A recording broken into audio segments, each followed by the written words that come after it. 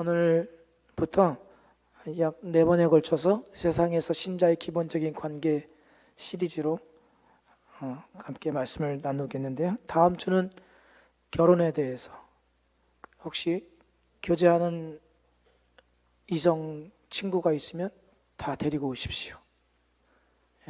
그 자리에서 주례를 하랍니다.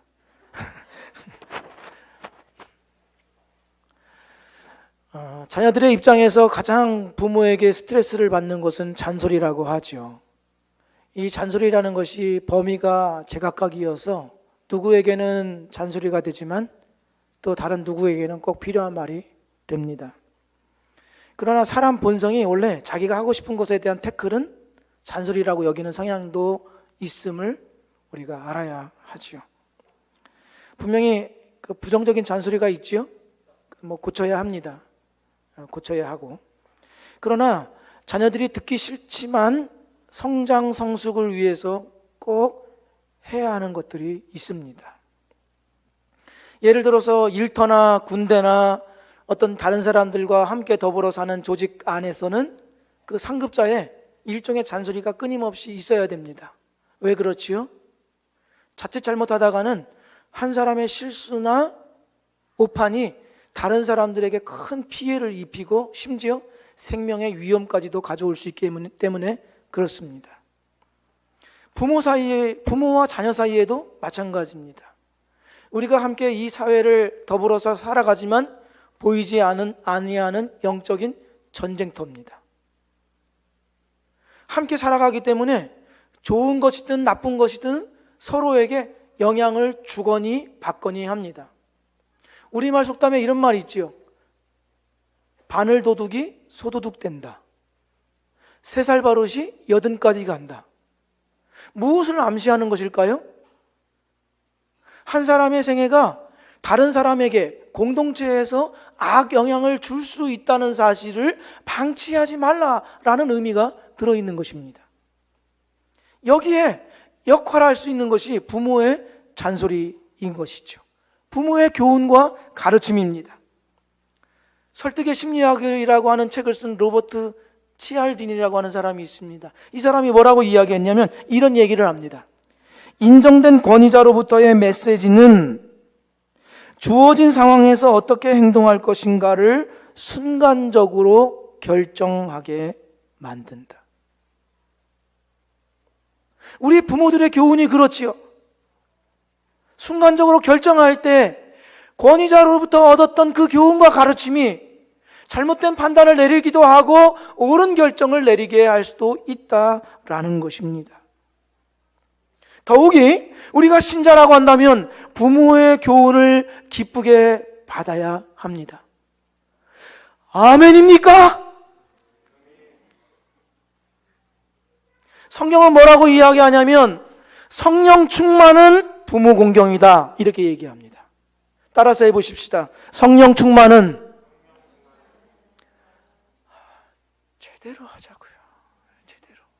성령 충만은 부모 공경이다.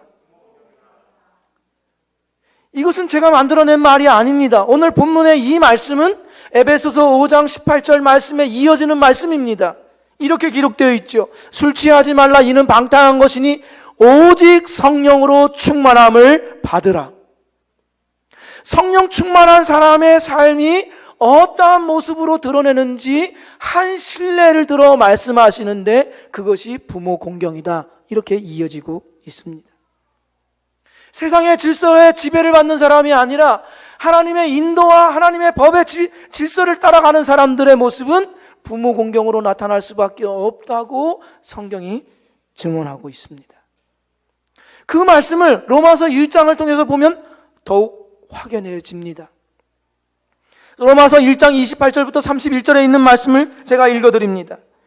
그들이 하나님 인정하기를 귀찮아하자 하나님도 그들에게 간섭하기를 그만두시고 제멋대로 살도록 내버려 두셨습니다. 그러자 그야말로 지옥판이 벌어졌습니다. 악이 들끓고 욕망의 아수라장이 벌어지고 악독한 중상모략이 판을 쳤습니다. 시기와 무자비한 살인과 언쟁과 속임수로 그들은 이 땅의 삶을 지옥으로 만들어버렸습니다. 그들을 보십시오.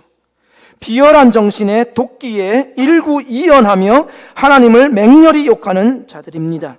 깡패요 건달이요 참을 수 없는 떠벌이들입니다. 그들은 삶을 파멸로 이끄는 새로운 길을 끊임없이 만들어냅니다. 그들은 자기 인생의 방해가 될 때는 부모조차도 저버립니다. 우둔하고 비열하고 잔인하고 냉혹한 자들입니다. 그들이 뭘 몰라서 그러는 것이 아닙니다. 그들은 자기들이 하나님의 얼굴에 침을 뱉고 있다는 사실을 너무도 잘 알고 있습니다. 이 말씀을 잘 보십시오. 로마서 1장 28절의 시작이 어떻게 되고 있습니까? 하나님을 그 마음에 두기를 싫어하는 자, 하나님을 인정하지 않는 자들의 특징을 열거하고 있는데 그 중에 하나를 부모를 거역하는 자. 성령의 인도를 받지 않는 자들의 특징은 부모를 거역하는 자, 이렇게 되어 있습니다.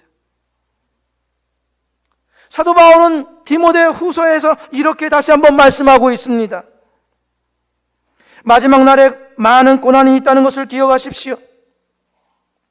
그때에는 사람들이 자기 자신과 돈만 사랑하며 뽐내고 교만하며 또한 다른 사람들을 헐뜯고 부모에게 순종하지 않을 것입니다. 또한 감사하지 않고 하나님께서 원하시는 사람이 되려고도 하지 않을 것입니다. 이어서 겉으로는 신앙심이 있는 듯이 보이지만 그 능력은 거부할 것입니다. 그대는 이런 사람들과 같이 되지 마시오. 말세 때가 올 것입니다. 그 말세는 어느 때냐면 사람들이 믿음을 저버리고 예수 그리스도에게서 등을 돌릴 때가 올 것입니다. 그 특징 중에 하나가 무엇을 이야기하고 있습니까? 부모를 거역한다라고 말씀합니다. 하나님이 없는 사람의 특징은 부모를 공격하는 것이고 신자의 특징은 부모를 공경하는 것입니다.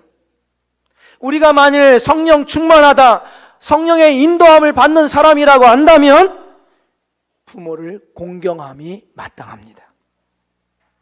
여기에 성령 충만함이 어떤 종교적인 형식이나 모양으로 드러나 있지 않음을 주목하십시오. 물론 에베소서 5장 19절 20절에 찬양과 감사와 예배의 모양이 드러납니다. 그러나 이것은 시작점에 불과한 것이지 전부가 아닙니다. 성령 충만은 신자의 가장 기본적인 삶으로 이어지고 있는데 그것은 가정이며 자녀들의 입장에서는 부모 공경의 태도입니다. 우리가 우리의 감정 상태가 좋지 않거나 우리의 상황이 좋지 않을 때 가장 공격하기 쉬운 대상이 누구입니까? 부모입니다. 양심 고백하십시오. 부모이시죠. 경계선이 가장 모호한 대상도 부모입니다. 다른 대상에게 쉽게 할 수 없는 말과 태도와 행동을 보이는 것도 부모입니다. 우리가 만일 성령의 인도함을 받고 있고 우리가 만일 주님의 성령으로 충만한 사람이라고 한다면 그것은 부모 공경에서 입증되어야 합니다. 그러나 그렇게 하지 않지요. 여기 심순덕 시인의 한 번쯤 들어보셨을 어머니는 그래도 되는 줄 알았습니다. 19를 일부분 보십시오. 손톱이 깎을 수조차 없이 닳고 문드러져도 어머니는 그래도 되는 줄 알았습니다.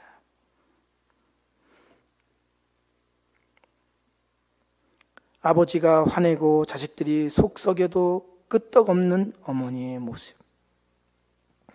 돌아가신 외할머니 보고 싶으시다고, 외할머니 보고 싶으시다고, 그것이 그냥 넋두리인 줄만 알았던 나.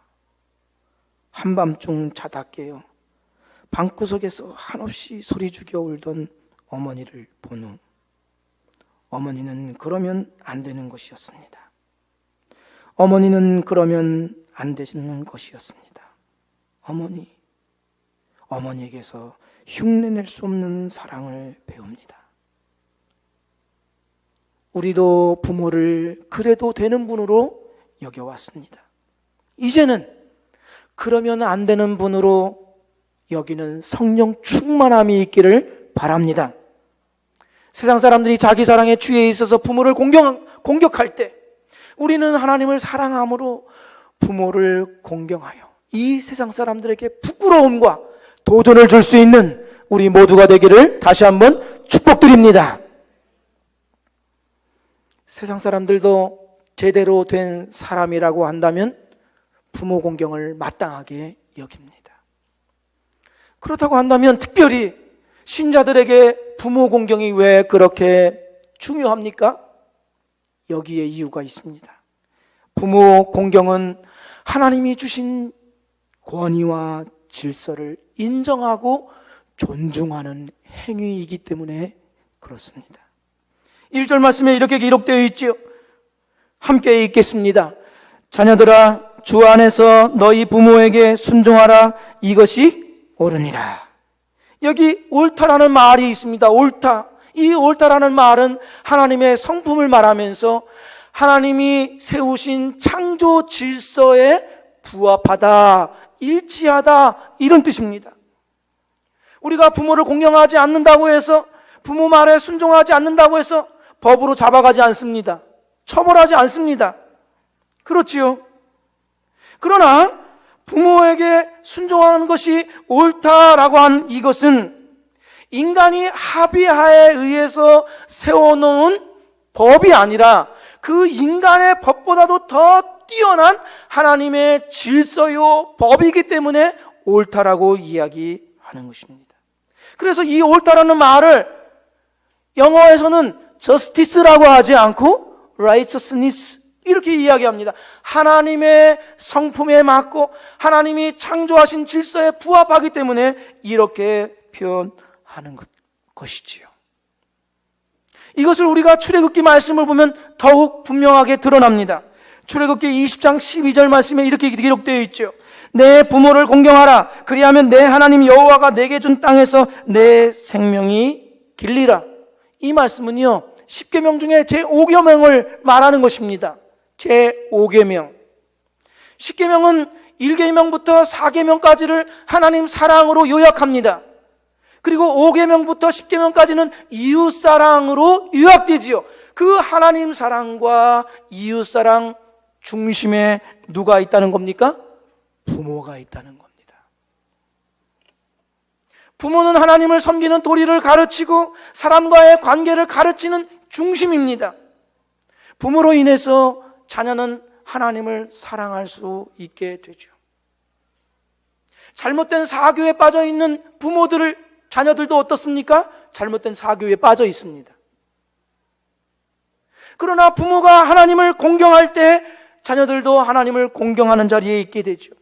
또 부모로 인해서 자녀는 사회의 건강한 일원으로 살아갈 수가 있습니다. 그러니 부모 공경이라는 것은 한 가정 안에서의 질서만을 이야기하는 것이 아니라 가정 밖에서까지도 영향을 주는 중요한 문제인 것입니다. 즉 부모 공경은 다른 관계에서 공경을 행하게 되고 더 나아가 거슬러 올라가 하나님을 공경하는 자리에까지 이르지요. 반면 부모를 공격하면 다른 관계를 공격하는 데까지 이릅니다. 부모를 공경하지 않는데 누구 말을 듣겠느냐? 이런 뜻입니다. 그래서 하나님께서는 이것이 옳으니라 그렇게 말씀하셨고 내 부모를 공경하라 라고 말씀하셨습니다. 이것이 얼마나 중요한지 하나님의 권위를 인정함으로 부모를 공경할 때 다른 계명에는 붙어있지 아니한 특별한 약속과 축복이 붙어 있습니다. 어떤 약속이 붙어 있습니까? 이로써 내가 잘 되고 땅에서 장수하리라. 또 내게 준 땅에서 생명이 길리라 라고 하셨어요. 공경이라는 말은 이런 뜻입니다. 가볍게 여기지 말라, 무겁게 혹은 존귀히 여기라, 이런 뜻입니다. 부모의 교훈은 우리를 잘 되게 하고 장수하게 하는 것입니다. 잘 들어보십시오. 거의 모든 부모들은 친구 잘 사귀어라, 못 들어보신 분 있습니까? 멜기세덱은 못 들을 수 있어요. 부모가 있는 분들은 친구 잘 사귀어라 라는 말을 듣지 못한 분이 없을 겁니다. 이 가르침은 단순하지 않습니다. 미국의 찰스 스윈돌 목사님이 있습니다. 이분도 어렸을 때부터 부모님으로부터 친구 잘 사귀어라 끊임없이 이야기를 들었는데, 자기가 목회를 하면서 좋고 나쁨의 모든 시작은 친구 관계로부터 이루어지더라 하는 것을 보았다 말씀합니다. 성경에 뭐라고 기록되어 있습니까? 속지 말라. 악한 동무들은 선한 행실을 더럽히나니. 악한 동무 때문에 생명이 줄어드는 것입니다. 악한 동무 때문에 잘 되지 못하고 망하는 것입니다. 부모의 교훈은 잘 되고 장수하게 합니다. 제가 고등학교 때 같은 반 아이에 사악한 학생이 있었습니다. 이 표현 잘 들어보십시오. 사악한 학생이 있었어요. 사악한. 그런데 착한 한 학생이 이 친구와 어울리더니만 주초를 입에 대고 사창가까지 들락거립니다. 잘 될 수가 없지요. 친구를 잘 사귀라고 하는 부모의 말씀과 가르침은 단순한 교훈이 아니라 인생의 방향까지도 걸려 있는 것입니다. 영적인 전쟁터죠. 그러니 무겁게 여겨라. 그 무겁게 여기면 너희가 땅에서 잘 되고 장수하리라. 이렇게 말씀하시는 거죠. 뿐만 아니라 이성 친구 잘 사귀어라. 이런 얘기 들어보죠. 이성 친구 잘 사귀십시오. 이성 친구. 추운데 옷 단단히 입고 나가라. 얘기 들어보죠.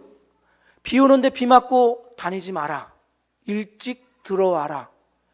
차 조심해라. 차 조심 안 하다가 사고 납니다. 그렇지요? 이거를 비약이라고 여기지 마십시오. 부모의 교훈은 생명과 잘 되는 것과 관련이 있습니다. 그러나 반대로 부모의 교훈에 순종하고 공경함으로 복을 받습니다.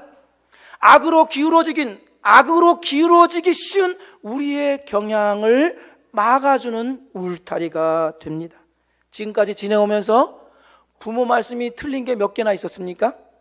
틀린 게 있지요. 그렇죠?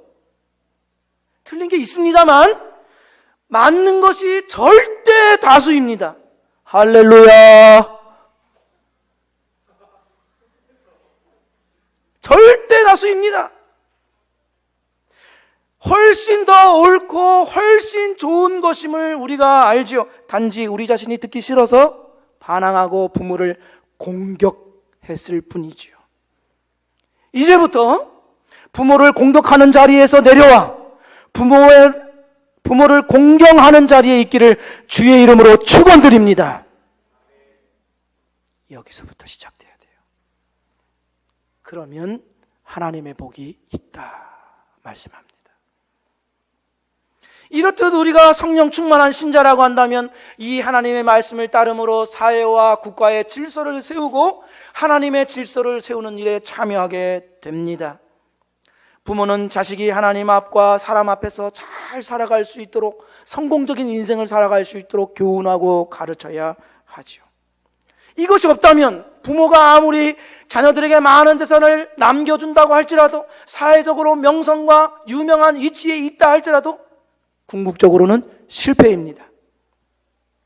그러면 우리는 이러한 의문이 들지요. 그 중심에 서서 하나님을 공경하고 사람을 사랑하도록 가르치는 부모가 아니라고 한다면, 그러면 부모에게 순종하라는 이 말씀 따라야 합니까? 라고 생각할 수 있지요. 이렇게 말씀합니다. 죄나 비윤리적인 것이 아니라면 적극적으로 순종하라 말씀하십니다. 1절 말씀을 다시 한번 보십시오. 자녀들아 주 안에서 너희 부모에게 순종하라. 이것이 옳으니라. 여기 핵심 단어는 주 안에서입니다. 주 안에서. 신자는 모든 권위의 출처가 하나님인 줄로 믿습니다. 주 안에서라는 이 말은 주의 뜻과 진리가 허용하는 범위 안에서 순종하라, 이런 뜻입니다. 부모는 공경할 대상이지만 경배할 대상은 아닙니다. 신앙을 반대하고 비윤리적인 것을 강요하고 부추긴다면 따를 수 없습니다. 하나님과 하나님의 뜻이 부모 공경보다 더 중요하기 때문이죠. 그 범위를 주 안에서 이렇게 말씀했습니다. 구약의 히스기 왕이 이러했습니다. 열왕기 하 18장 1절 3절 4절 말씀해 보면, 엘라의 아들 호세아가 이스라엘의 왕으로 있은 지 3년째 되던 해에 아하스의 아들 히스기야가 유다의 왕이 되었습니다. 히스기야는 그의 조상 다윗처럼 여호와께서 보시기에 옳은 일을 했습니다. 그는 산당들을 없애고 돌 기둥들을 부수고 아세라 우상을 찍어버렸습니다. 그는 또 이스라엘 백성들이 그때까지도 모세가 만든 놋뱀에게 향을 피워 섬기는 것을 보고 그 놋뱀도 부숴버렸습니다. 그 놋뱀은 느수단이라고 불렸던 것입니다. 히스기야의 아버지는 아하스입니다. 이 아하스 왕은 악한 왕입니다. 우상들을 들여왔습니다. 성전에까지 우상을 세웠던 그러한 자였습니다. 그러나 히스기야는 아버지의 가르침을 따르지 않고 하나님이 원하시는 다윗의 길로 향했다, 이렇게 말씀합니다. 바로 주 안에서를 말씀하고 있는 것이죠. 비윤리적인 것이나 죄를 짓는 일이나 또 하나님을 부정하는 일은 따를 수가 없습니다. 신자에게 최종적인 권위, 신자를 향한 최종적인 결정권자는 하나님이시기 때문에 그렇습니다. 그렇죠? 그러나 이 주 안에서라는 이 말씀은 또 다른 면을 일깨워 줍니다. 어떤 면이요? 비윤리적인 것이나 죄 짓는 것이나 하나님을 부인하는 일이 아니라면 너의 마음에 맞지 않더라도 적극적으로 부모를 공경하고 그의 교훈에 순종하라, 이런 뜻입니다. 하나님의 신앙을 부인하는 일이 아니라면 적극 부모를 공경하라, 이렇게 말씀합니다. 부모님이 신자가 아니라 무교일 수 있고 불교인이 될 수도 있습니다. 또 우리들의 부모님들에게 불합리한 것이 있을 수 있죠. 그러나 그분들의 권위를 인정하고 존경하는 마음을 잃지 말아야 한다라고 하십니다. 우리 교회, 우리 장로교, 우리 교회는 개혁교회라고 이야기하죠. 우리 개혁교회가 신앙교육을 위해서 사용하는 교리문답서가 몇 개 있습니다. 그 중에 하나가 하이델베르그 교리문답이라고 하는 문답서가 있습니다. 거기에 104번 문이 있습니다. 104번 문. 제가 질문을 할 테니까 여러분들이 답을 읽으시면 됩니다. 5계명에서 하나님께서 원하시는 것은 무엇입니까?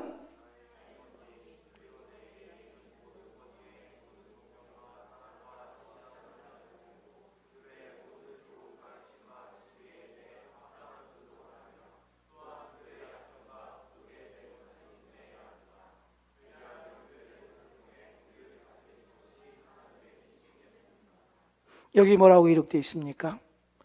부모들의 약점과 부족에 대해서는 인내해야 한다. 왜? 단 하나의 이유입니다. 하나님이 그들의 손을 통해서 다스리기를 원하시기 때문이죠. 이는 찍소리도 하지 말라, 이런 뜻입니까? 아닙니다. 그게 아니라 여러분이 옳고 부모가 틀렸다고 확신할 때 더욱 조심하라, 이런 뜻입니다. 그때야말로 더욱 존경의 마음을 갖추어야 하고 더 공손해져야 할 때입니다. 더 인내를 갖고 설득해야 하며 기다려야 할 때가 있음을 알려줍니다. 예수님이 12살 때 예루살렘 성전에 남아서 율법학자들과 더불어서 이야기를 나눌 때가 있었습니다. 마리아와 요셉은 예수님을 찾아 이틀 동안 헤매다가 성전에서 예수님을 발견하죠. 그래서 찾아내고는 분한 마음과 상한 심정으로 내가 왜 이렇게 하였느냐고 이야기를 합니다. 그때 예수님께서 이렇게 말씀하시죠. 내가 아버지의 일을 해야 할 것을 알지 못하셨습니까? 라고 되묻습니다. 이는 예수님의 생애가, 그의 우선순위가 무엇에 맞추어져 있음을 알게 합니다. 이것으로 끝입니까?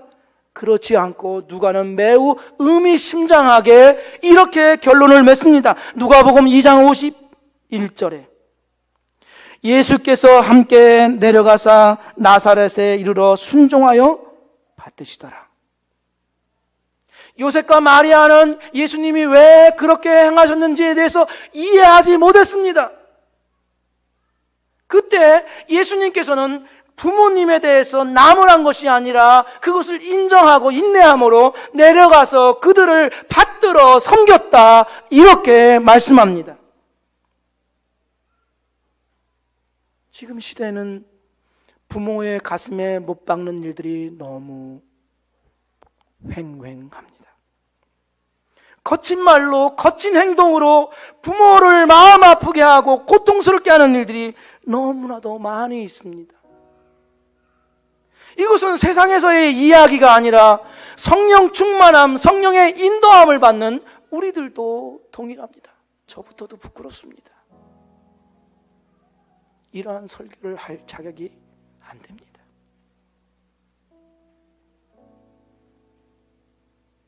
불손과 대적함으로 부모를 괴롭게 합니다.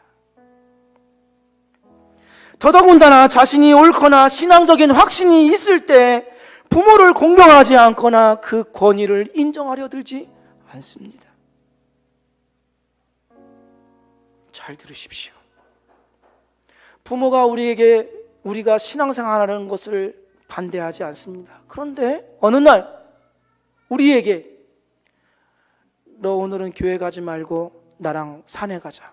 교회 오지 마십시오. 교회 오지 말고 같이 산에 가십시오.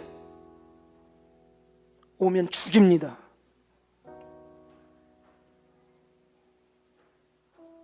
잔치하는 날 술 있다고 술 다 가져다가 깨뜨려 버리지 마십시오. 신앙이 아닙니다. 그거는 술을 따라드리고 건강하게 오래오래 사시라고 축복해 드리십시오. God bless you. 축복해 주십시오. 거기서 마귀들과 싸울지라 죄악 벗은 형제여 노래하지 마십시오. 아버지 당신의 마음이 있는 곳에 나의 마음이 있기를 원해, 이런 노래 하지 마십시오. 대신 비 내리는 호남선, 내 나이가 어때서, 이런 노래 불러주십시오. 부모를 사랑하지 않고서는 하나님을 사랑하는 방향을 잃어버립니다. 가장 기본적인 부모와의 관계에서 우리의 신앙과 성령 충만함이 드러나야 합니다. 그러한 삶을 나와 함께 다시 한번 새롭게 살아갈 수 있기를 주의 이름으로 축복드립니다. 기도드리겠습니다.